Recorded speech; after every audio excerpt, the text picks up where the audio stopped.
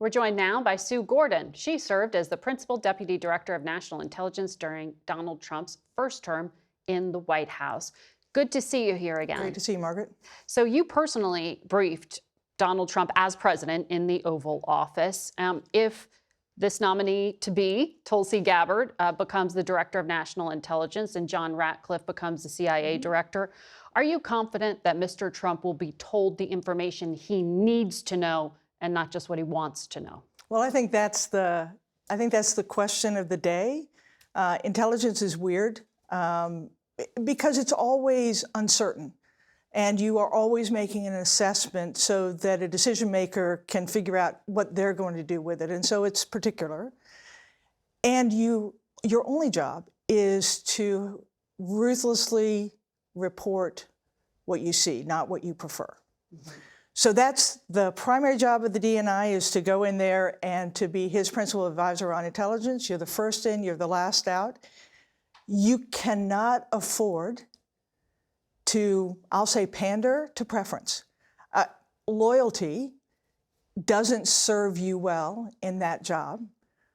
You have to be so committed that you will say inconvenient things. I will say, the former president would tell you that I would talk to him about Russian interference. I know he hated it, but Russia was in fact interfering and he needed to hear that information. So do I believe that Tulsi and John can be that person? If they believe they must be, they can learn. If they lean on the women and men of the intelligence community, they will produce an assessment, but that's a hard day and you better be good at it.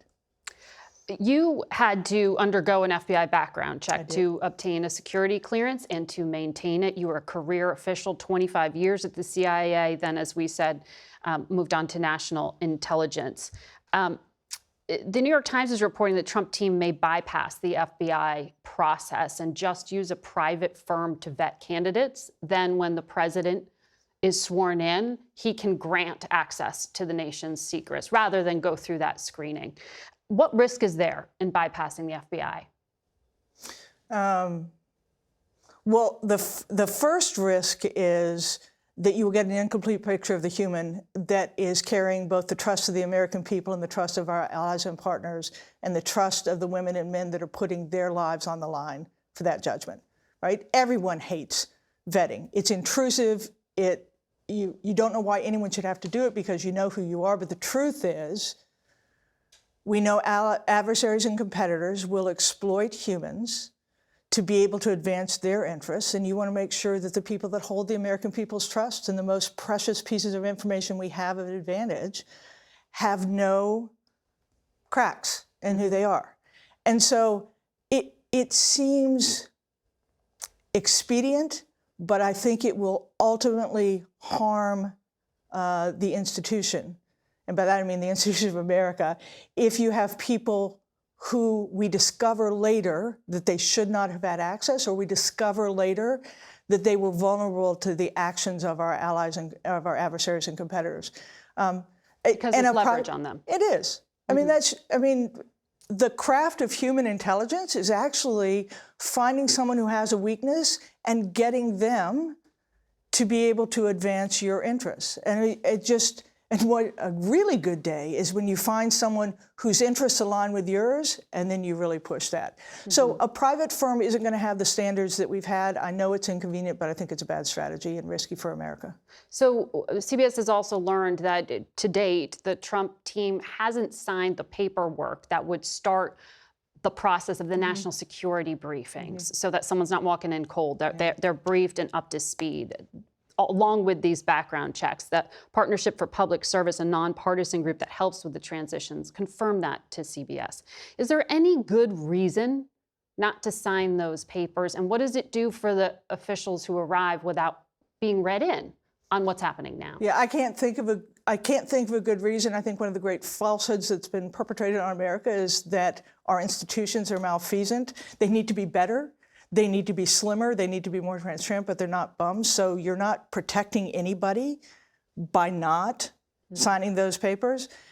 And especially with some of the nominees we have that don't have the really deep experience base, these are big jobs. I mean, intelligence is not just advising the president. It's also running a huge enterprise in a manner that allows our allies and partners to trust us with their most precious things. So I can't think of a reason why that's not signed. And to start your gig without any foundation at all, especially when the institutions are begging to give you that foundation, just seems wrong-headed. You're diplomatically referring to Tulsi Gabbard there, who doesn't have a background in intelligence. She also has a history of statements of saying things that mirror the rhetoric of U.S. adversaries, Vladimir Putin and Bashar al-Assad. There were at least 2 chemical weapons attacks in Syria that killed thousands of people. And the U.S. intelligence community came to public assessments of high confidence. I imagine you saw all of that intelligence and you briefed on it. Yes. So when she comes out and says that she doubts it, she's skeptical, how's that going to be received by the career professionals who work for her? Yeah, I mentioned one of her jobs would be to be the senior advisor. The second is to be responsible for all intelligence sharing agreements. So our allies and partners, upon whom we rely, that Syria assessment, that was joint with our allies and partners. The one we had on Skripal was joint. Our assessment of Ukraine was joint. That was, sorry, just to explain for our viewers, Skripal, you're talking about the killing on British soil of a former Russian by Russian intelligence. But all of those were jointly done with our allies and partners. We need them. It's one of the greatest strengths of America. But they will make their own assessment over whether we can be trusted with their nation's interests. And whether she meant it or not, whether she was just ill-informed with that, she comes in with strikes against her in the trust perspective. Can we trust her with our most sacred intelligence to represent that in a fair way? So I think it's a problem whether it's judgment or any other thing that she is represented there.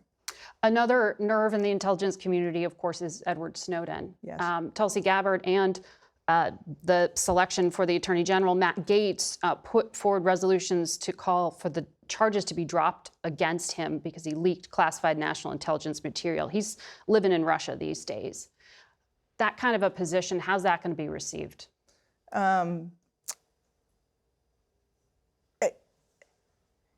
It reflects a lack of understanding of who we are, and it reflects a lack of respect for what we do. Unauthorized disclosures of intelligence are always bad. Don't go with the good or bad, any good outcome, or whether he was right or wrong. He had no authority and he had different paths, and he harmed America. He not only harmed intelligence, he harmed our allies and partners, and he harmed our businesses by what it allowed China to assume about that. There is nothing justifiable about what he's done. None. And so if they vacate it, what they're basically saying is all those rules you follow in order to be able to serve America, they don't matter anymore. Sue Gordon, thank you for explaining this very opaque world of intelligence to us and for your analysis.